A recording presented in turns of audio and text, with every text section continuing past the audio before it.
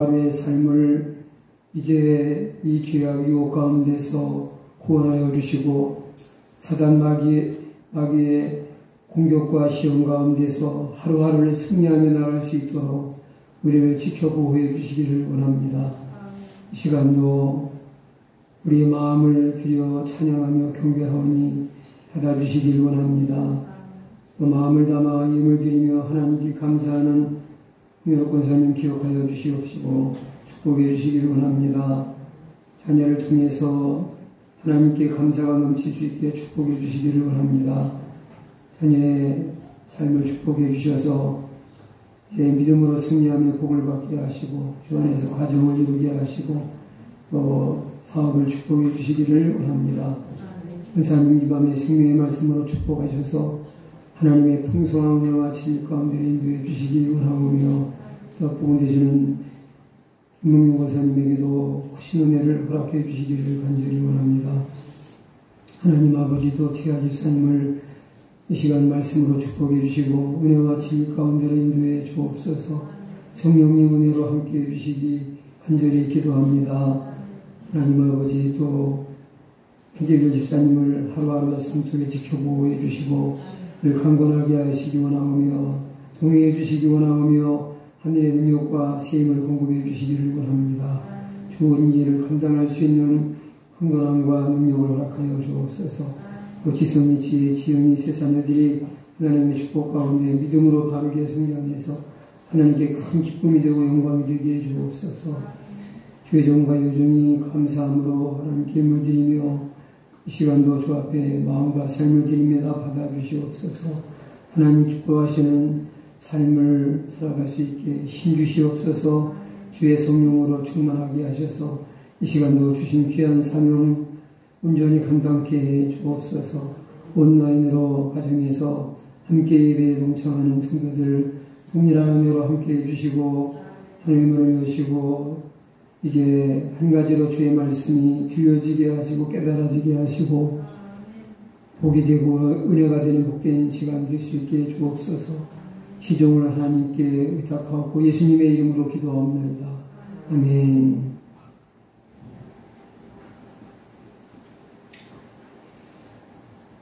다윗의 인구 조사라는 제목으로 말씀을 전하겠습니다.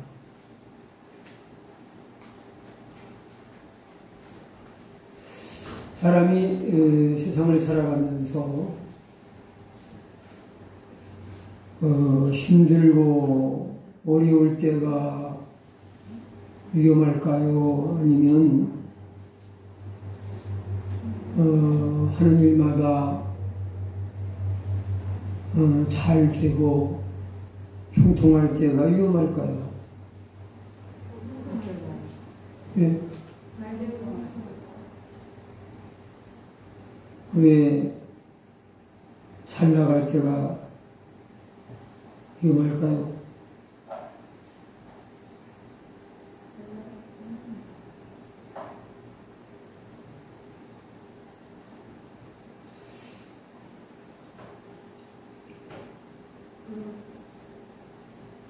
형통하고 하는 일마다 승승장구 잘 돼서 잘 나간다는 것은 점점 가진 힘이 커지고 영향력이 확대된다는 얘기지 않습니까? 지금 잘 말씀하셨는데 우리는 실패를 거듭하고 일이 잘 안 될 때 몸도 마음도 힘들겠지만은 그러나 신앙적으로 보면 오히려 이렇게 힘들고 어려울 때가 더 안전할 수 있어요. 하는 것마다 잘 되고 형통하며 잘 나갈 때가 위험한 거 맞습니다. 자, 우리 다윗의 생애를 보면은 정말 삶이 어렵고 힘들 때 다윗의 신앙은 아주 간절하고 순수하고 하나님과 밀착되어 있었습니다. 그런데 우리 지혜가 입에 잘 들이더니 왜 이렇게 예배 시간에 잠시도 가만히 안 있고 이렇게 왔다 갔다 해. 지난번에도 좀 안 좋았는데 그전에는 목사님이 설교하고 예배 인도하는데 전혀 마음이 안 쓰였는데 오늘은 너무 마음이 쓰여서 설교를 잘 못하겠네. 응? 벌써 몇 번을 왔다 갔다 한 거야. 응? 잠시를 가만히 못 있네. 응?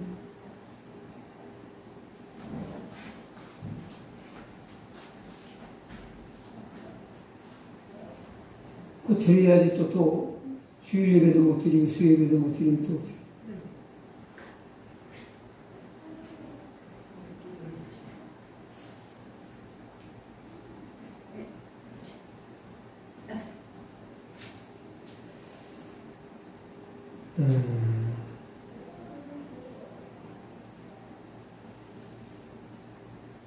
우리 아이들도 누구한테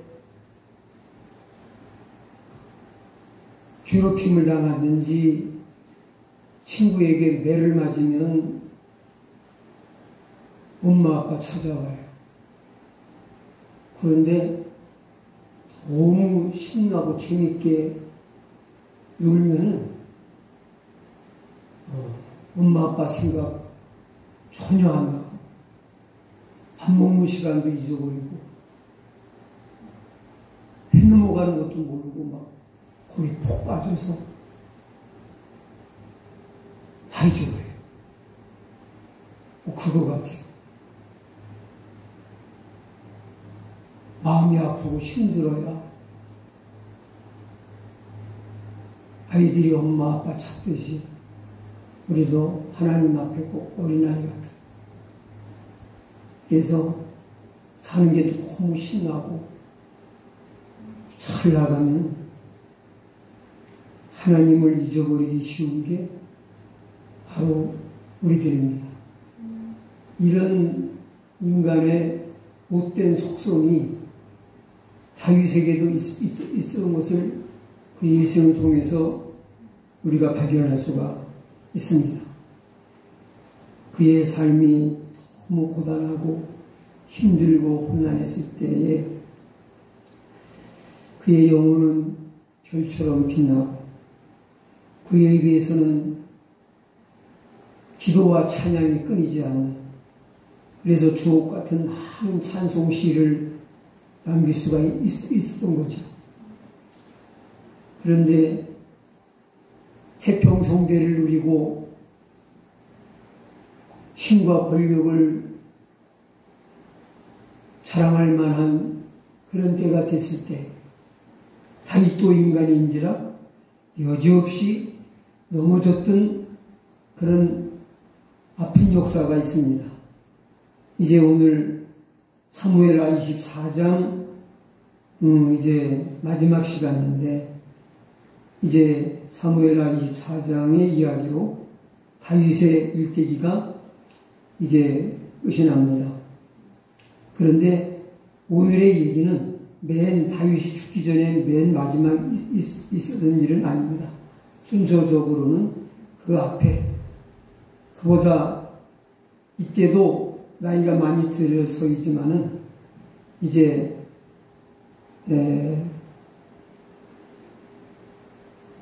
시간적으로 볼 때는 이 당시보다 이 사무엘하가 끝나갈 역사적인 시간적으로 이보다 젊었을 때 이게 좀 다윗의 안 좋았던, 하나님이 징벌을 할 수밖에 없는 그런 잘못된 일을 했을 때에 그 안 좋은 이야기를 마지막으로 이제 사무엘 상하가 다 끝나게 됩니다.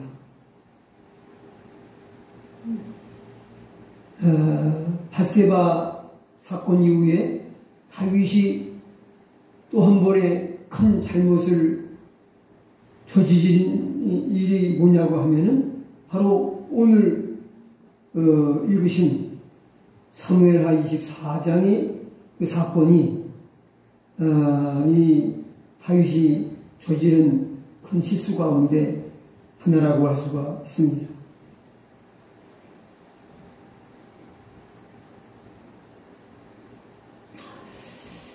이때는 이 사무엘하 24장의 사건은 다윗이 아주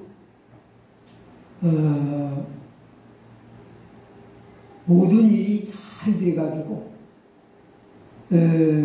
권력과 부와 힘이 최고조를 이룰 때 있었던 일이라고 할 수가 있겠습니다. 힘이 있을 때 나이도 말년보다는 젊었고 이제 솔로몬에게 왕위를 물려주고 세상을 떠날 때에 비하면 젊고 건강하고 국가도 부강하고 군사력도 강해지고 주위에 용맹스러운 장수들이 다윗을 에워싸고 그를 권력자로 추앙하고 높이는 그런 때에 있었던 일입니다.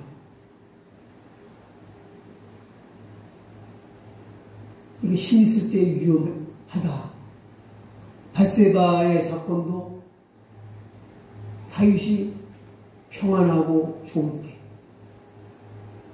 아주 신하들이 온 마음을 다해서 충성을 다 바치고 왕을 얼마나 아끼는지 왕을 전쟁터에 못 나가게 해요. 위험하시니까 왕은 궁에서 편히 계시고 전쟁하는 일은 우리가 다 알아서 하겠습니다 하고 나가서 이제 전쟁하던 때니까 아주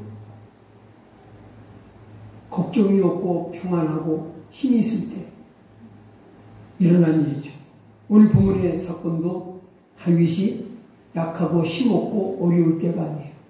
아무 걱정이 없고 힘이 있을 때, 가진 것이 많았을 때 찾아온 시험이었습니다. 그래서 우리는 힘이 있을 때, 가진 것이 많을 때, 높은 자리에 있을 때 조심해야 됩니다. 베드로가 지키지도 않는 성질이 급해서 또 인간적인 그 의리감에 붙어서 칼을 휘둘러 대제사장의 종 말고의 귀를 베어버린 적이 있죠. 근데 베드로의 손에 칼이 없었다면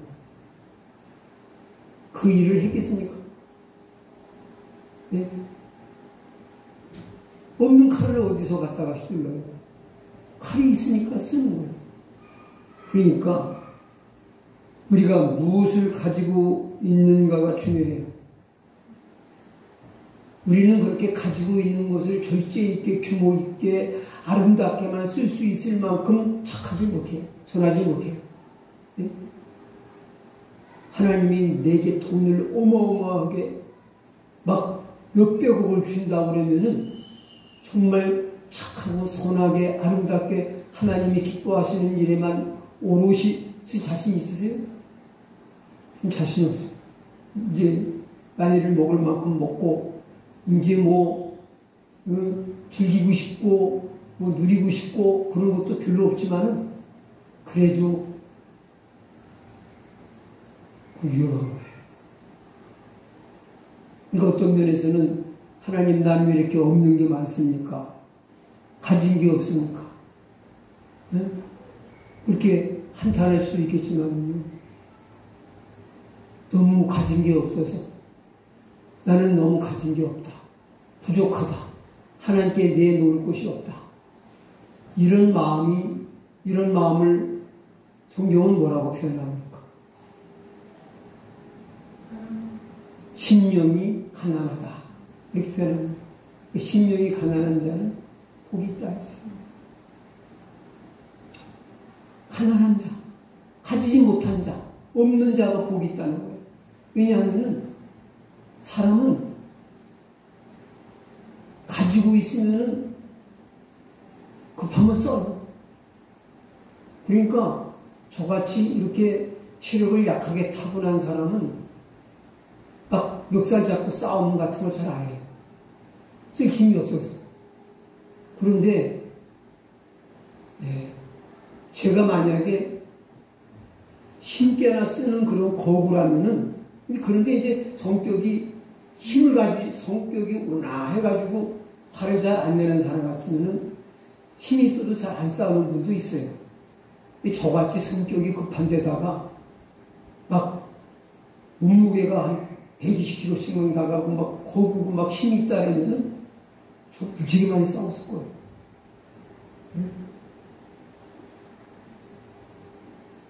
사람도 아마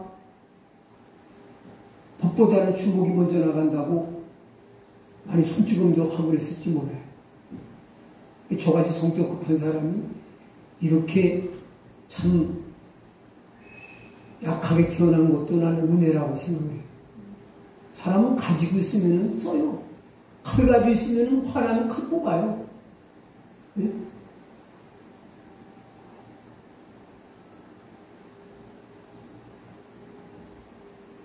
가지고 있으면 쓰게 되어 있는 게 우리 인간이에요. 급하면 쓰는 거예요. 화나면 쓰는 거예요.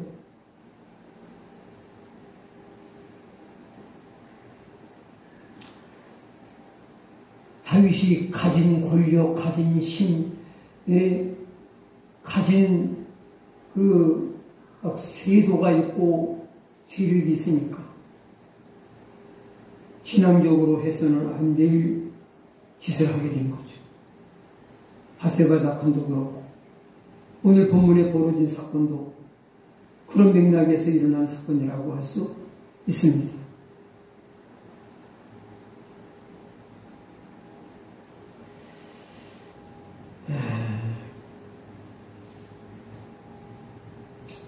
우리가 이렇게 하나님의 섭리와 뜻을 좀 알면은요, 참 범사에 감사라고 한 말씀이 참 이해가 돼요. 그러니까 꼭 많이 가지고 많이 누릴 수 있는 것만 복이 아니에요.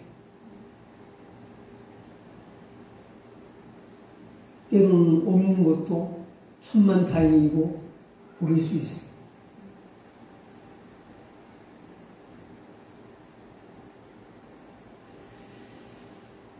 내가 뭘 가졌네. 내가 무슨 공로가 있네. 이 심령이 가난하다는 것은 나는 아무것도 없습니다. 나는 그야말로 아주 고집입니다. 그런 상태를 말하는 건데, 근데 오늘 우리에게는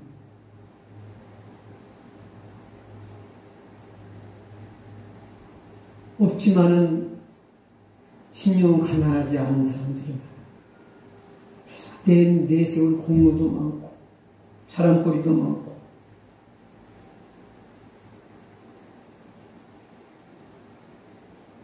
이게 우리 저 같은 교회 목회자들이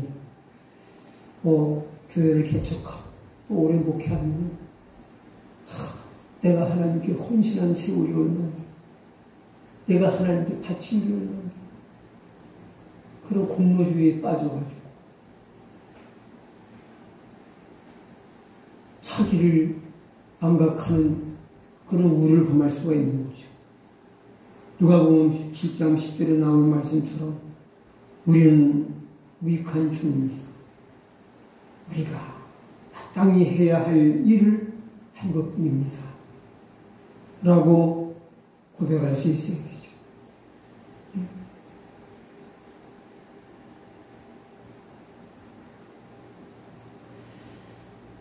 근데 지금 우리 1절 말씀 한번 읽겠습니다. 1절. 여호와께 다시 이스라엘을 향하여 진노하사 죄를 지시려 동시키사 가서 이스라엘과 유다 인구를 조사하라 하신지라. 자, 이 말씀을 우리 그냥 우리말 성경 글자 그대로 문자 그대로 읽으면은 하나님이 죄를 짓도록 시켜놓고 하나님이 벌을 내리신 것 같이 이렇게 오해할 수가 있어요. 그렇죠? 하나님이 격동을 시키셔서 개혁성경에는 하나님이 감동을 시키셔서 이스라엘과 유다의 인구를 조사하도록 하셨다는 거예요. 그런데 그건 성경을 어떻게 이렇게 번역을 했을까? 본래 의미는 그런 의미가 아닙니다. 그러면은 죄의 원인이 다윗에게 있는 게 아니라 하나님께 있는 거죠. 하나님이 그렇게 하도록 충동질을 한 거니까. 격동을 시켰다는 것은 충동하고 막 하도록 그렇게 부추겼다는 그런 뜻으로 익힐 수가 있는 말이죠. 근데 이것은 그런 뜻이 아니고 하나님이 우리에게 죄를 짓도록 하고 책임을 물으신다면은 어떻게 하나님이 의로우시고 인격적인 분이고 우리를 사랑하시는 분이라고 할 수가 있겠어요? 네? 그때 하나님은 그런 분이라면 의로우신 분이라고 할 수가 없죠. 그러나 하나님은 의로우심에 온전하신 분이에요. 거룩하신 분이에요. 그럴 수가 없죠. 그래서 이것은 그런 의미가 아니다. 그럼 어떤 의미냐? 이미 다윗은 그 마음이 미혹에 빠져 있어요. 미혹의 덫에 걸려 있어요. 어떤 미혹? 내가 얼마나 강력한 힘이 있는가? 우리나라가 얼마나 군사력이 강하고 힘이 있는가를 한번 헤아려 보고 싶은 그런 충동이 자꾸 일어나고 있는 거예요.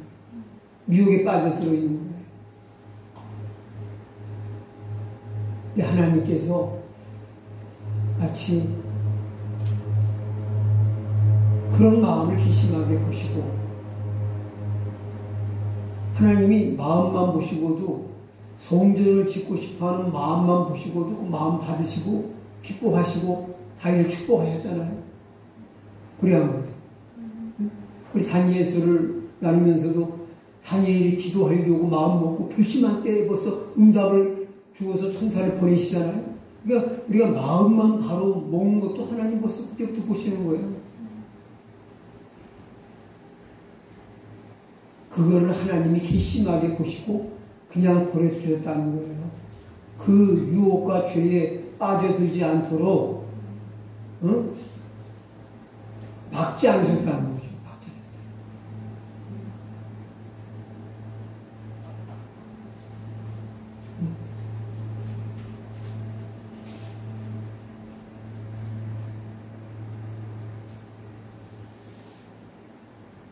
근데 우리 아이들이 하는 대로 막지 않고 다 내비를 하는 대로 그냥 내비를 주는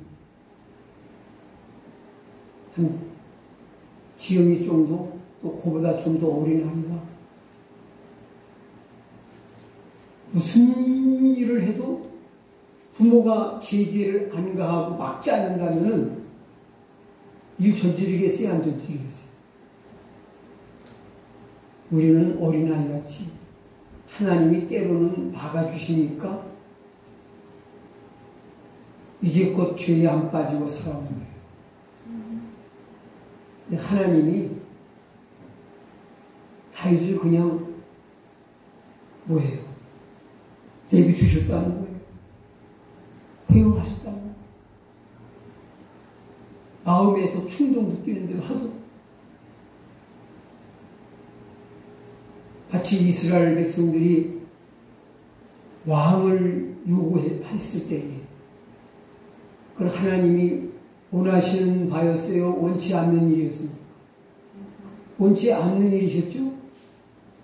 근데 왕을 세우고 싶은 욕구가 너무 강렬하니까 하나님이 그냥 허용해 주셨어요. 우리도 그럴 때 있잖아요. 애들이 하도 졸라 싸면은 그냥 하도록 내버려둬. 그 뒷맛이 어떤지 네가 스스로 깨달아요.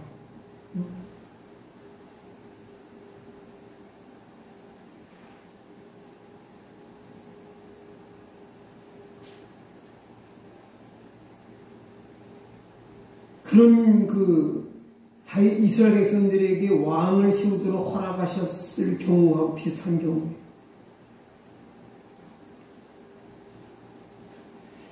하나님이 우리의 마음을 지켜주지 않으면 우리는 벌써 넘어졌어.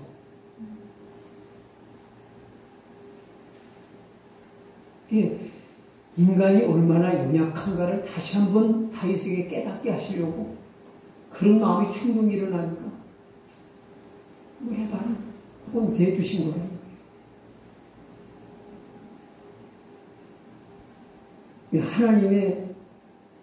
하나님이 막으시면 사단도 어떻게 할 수가 없어요. 욥을 시험할 때도 보면은 사단이 욥을 시험하고 싶었지만은 반대로 욥을 시험하는 게 가능했어요? 가능 안 했어요? 가능 안 하죠? 하나님이 허락하시니까 그때도 시험이 시작됐죠? 하나님의 그냥 사단의 미혹에 덫에 걸려서 충동이 일어날 때 하나님이 그냥 허락하셨다, 내두셨다. 하나님이 그냥 우리 하고 싶은 대로 내두면요, 우리는 신앙생활이 안 돼요. 물만 못 가서 넘어지고 자빠지고 타락의 나락으로 떨어질 수 있어요. 그래서 우리는 하나님께 기도해야 돼요. 하나님, 침삼킬 동안도 저를 놓지 말아주세요. 저를 붙들어주세요.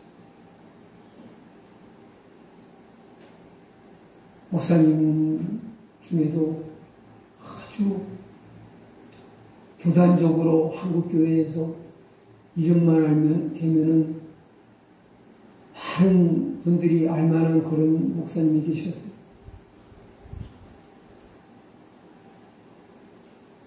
지금은 목회 일선을 떠나고 어떤 기독교 교계신문이나 뉴스에 이런 데 전혀 나오지 않아요.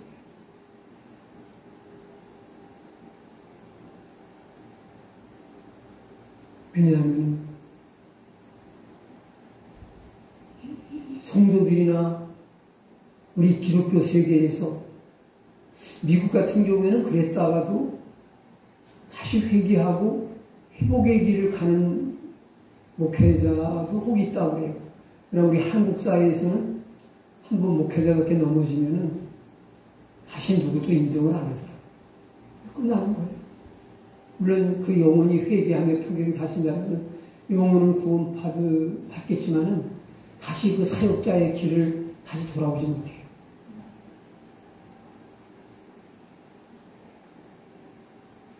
그분이 인간적으로는 저 같은 사람보다 몇 배 훌륭하죠.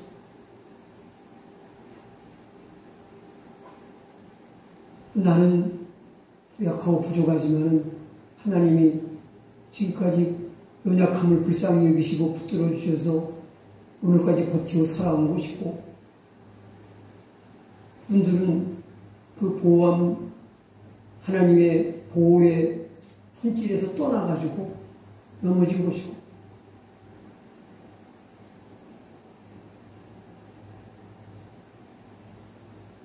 젊고 어쨌든 젊은 것도 하나의 큰 자산이고 힘이에요.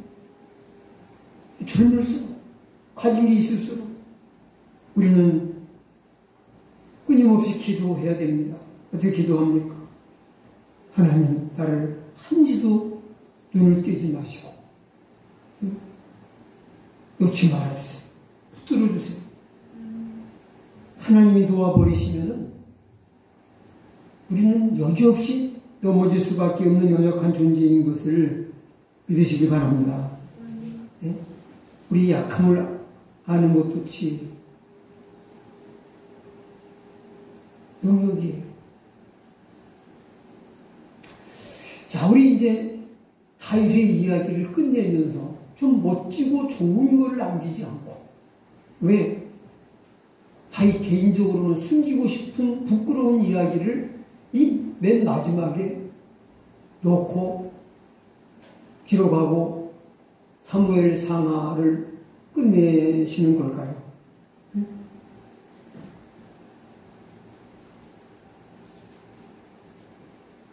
성경은 사람을 드러내기 위해서 기록한 책이에요. 사람을 드러낸다면 바로 이게 인간이다 하는 것을 보여주시는 거죠. 다윗의 이런 약점들이 성경에 아주 적나라하게 다 기록되는데도 이스라엘 사람들은 다윗을 거의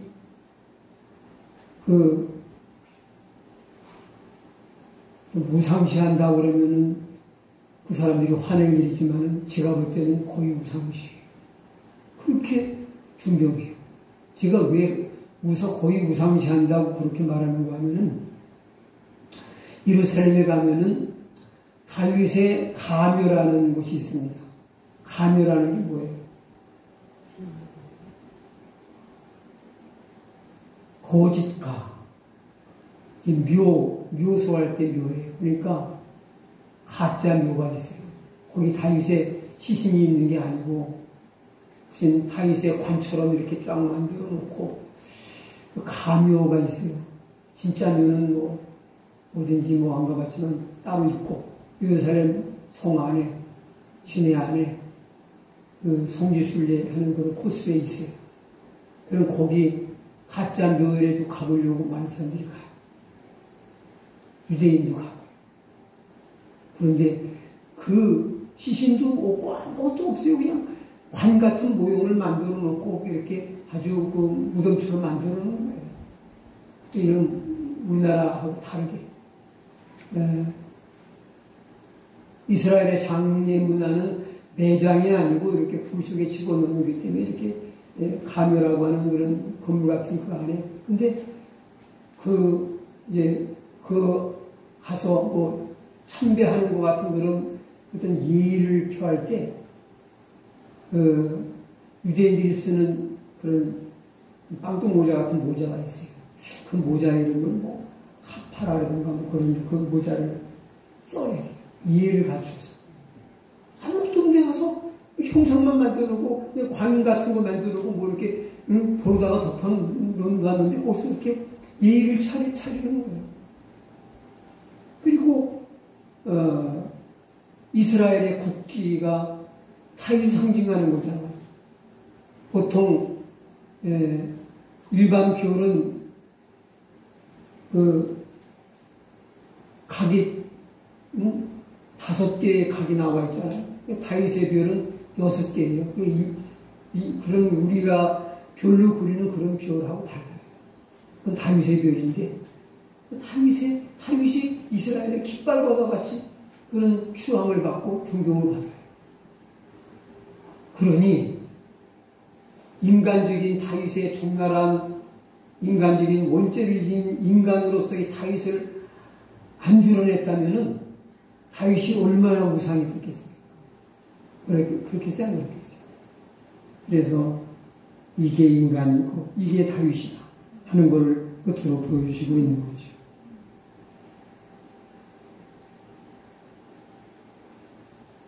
그리고 사람이 남길 수 있는 게 뭐냐? 하나님은 남길 수 있는 하나님께 이것 좀 보십시오. 잘 자랐으니까 하나님께 내놓을 만한 의의가 전혀 없는 게 인간인 거죠. 그래서 인간을 하나님께 내놓을 거는 죄밖에 없어요. 그러므로 나는 간 곳이 없고 오로지 주님만을 남길 수 있는, 그래서 다윗의 위대함이 아니라 하나님의 위대하시니 이제 드러나게 하려는 그런 의도가 담겨 있는 거죠.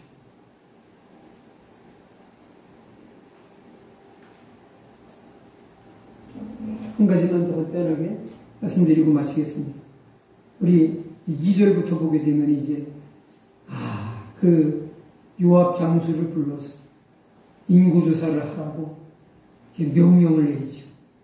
그래서 요압 장군이 단에서부터 브엘세바까지, 그러니까 북쪽 곳에서 남쪽 곳까지 막 두루 다니면서 인구를 조사해서 이제 보고하는 내용이 나와요. 이 다윗이 인구를 조사하도록 한 이유가 뭐냐? 내게 이런 힘이 있다, 이런 권세가 있다 하는 것을 과시하기 위해서, 내가 얼마나 힘 있는 왕이냐, 내가 얼마나 강력한 통치자냐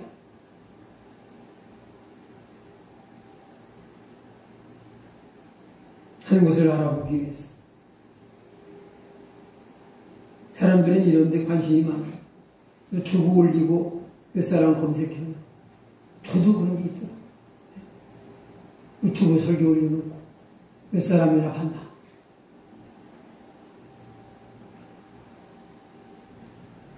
또 큰 교회들은, 우리 교회는 500명이 모였네, 1000명이 모였네 하고 숫자를 재요. 목사님 교회는 성도가 몇 명이나 거예요. 그게 그 목회자의 실력이고 능력이고 성공의 척도같이 그렇게 느껴지죠. 아마 요즘 목회자로 말하면은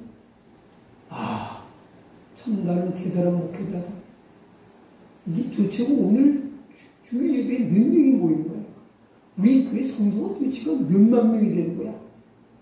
한번 그 장로님들 한번 세보시오. 부목사님들 한번 그거 몇 명이나 돼 세보시오. 그런 것 같이 이제 과시하는 거죠.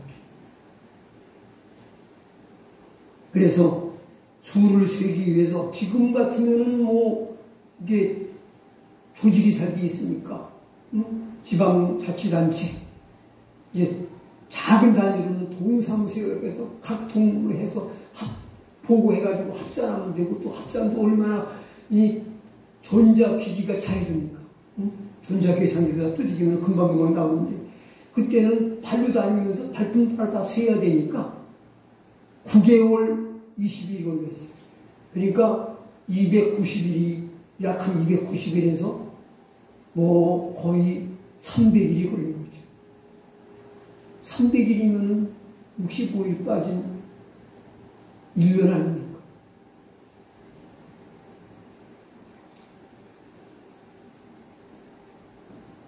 근데 언제 다윗이 군사 숫자가 많아서 이겼습니까? 무기가 좋아서 이겼습니까? 자기 힘으로 이긴 적이 있어요. 근데 이게 뭐예요? 자기 힘으로 이긴 것으로 지금 하나님께 지금 배은망덕한 짓을 하고 있는 거죠. 하나님이 계시면서 한번 생각하라. 나중에서 일을 저지르고 나서야 아이고 잘못했구나 깨닫고 회개를 다윗이 이제 하긴 하는데, 이게 얼마나 잘못된 거예요. 하나님의 은혜를 잊어버린 배은망덕한 짓이고, 하나님의 능력보다는 자기의 힘이 대단해서 이렇게 이루는 걸로 생각하고 있으니까, 이게 얼마나 진짜 개구리가 올챙이적 생각을 못하는 이런 어리석은 짓이었냐 이거죠.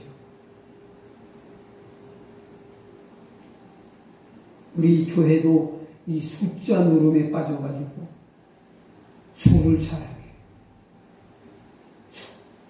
그 교회의 실력, 능력, 숫자,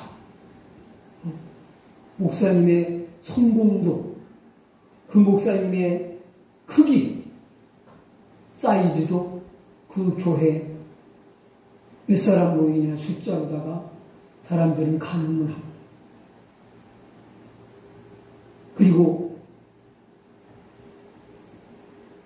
출석을 우리가 이제 교회에서 이제 그전에 보면은 그런 교회가 지금도 있는지 모르겠는데 출석 체크를 해가지고 그날 예배에 참석한 성도들의 숫자를 통계해서 주거에 내는 경우가 있어요. 근데 그게 뭐 크게 잘못됐다는 것보다는 근데 뭐냐? 하나님은 지금 오늘 몇 사람이 교회에 참석했느냐도 하나님의 관심 있게 물론 보시겠지만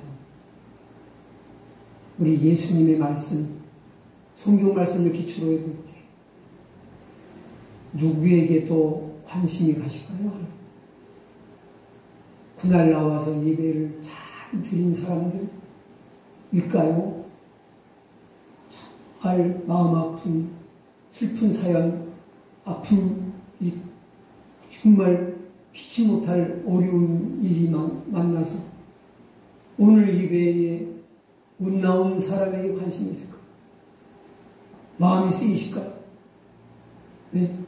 어디에 하나님 마음이 많이 쓰이실까요? 교회는 출석한 사람의 수만 세요. 어느 교회도 오늘 우리 교회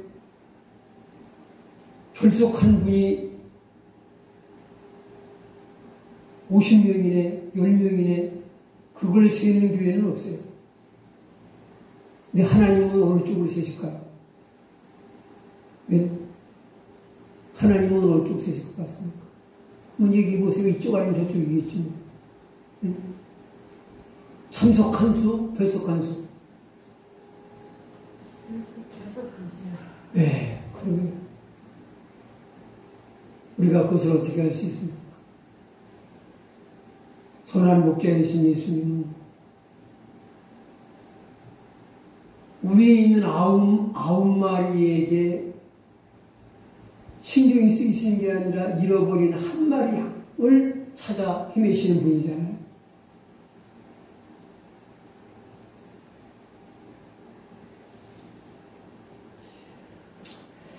우리가 이거는 이제 한 예지만은 우리 신앙생활이 이렇게 하나님의 초점과 내가 바라고 추구하는 초점이 교회가 바라고 추구하는 초점과 예수님이 바라고 추구하는 초점이 목적이 같아야 되잖아요. 근데 지금 이 두 개 교인의 출석 문제, 결석 문제를 볼 때도 보면은 우리 예수님과 바라보는 초점이 같은 것 같아요, 틀린 것 같아요. 달라요, 틀려요.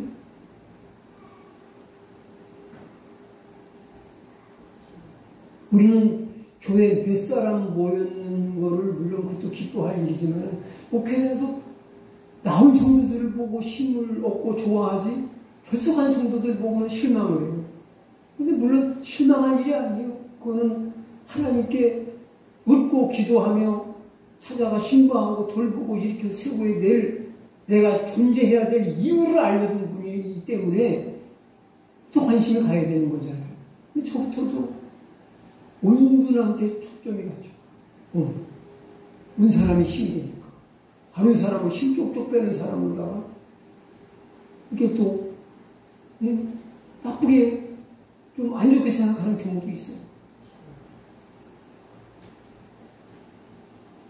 교회 나오는 분도 귀하지만 교회 밖에 있는 잃어버린 양에게 예수님은 아픈 마음을 가지고 계시다. 마음 쓰고 계시다 하는 것에도 우리는 좀 큰 그 생각의 전환을 좀 가져야 되는 일이 아닌가 하는 걸 우리가 여기서 살펴보게 되는 거죠. 다윗이 여기 크기 싸움에 빠져있는 우리나라가 군사력이 얼마나 크냐 얼마나 힘이 세냐 다른 나라하고 한번 붙으면은 과연 이게 힘이 있겠느냐? 언제 군사의 힘을 믿고 이스라엘이 싸워왔습니까?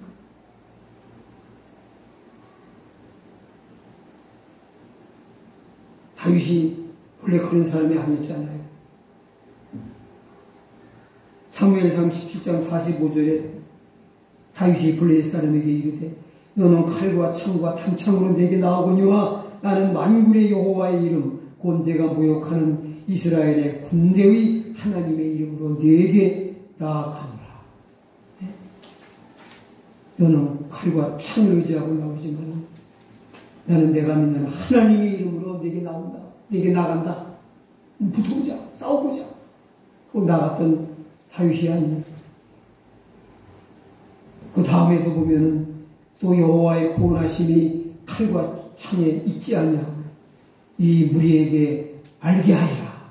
전쟁은 여호와께서 한 것인지 그가 너희를 우리 손에 넘기시리라. 그는 하나님 말하죠. 전쟁의 승패는 칼과 창에 있지 않다. 군사력에 있지 않다. 하나님께 있다. 그래서 그 하나님이 너희들을 우리의 손에 넘겨 우리의 승리를 얻게 하실 것이라고 외치며 나갔던 다윗이 아닙니까? 그 믿음 다 어디로 가고. 그러니까 인간은요, 이렇게 영적으로 나태해지고 게을러지면요, 옛날 그 좋던 믿음이 언제 그랬냐 싶게 사라져요. 그러니까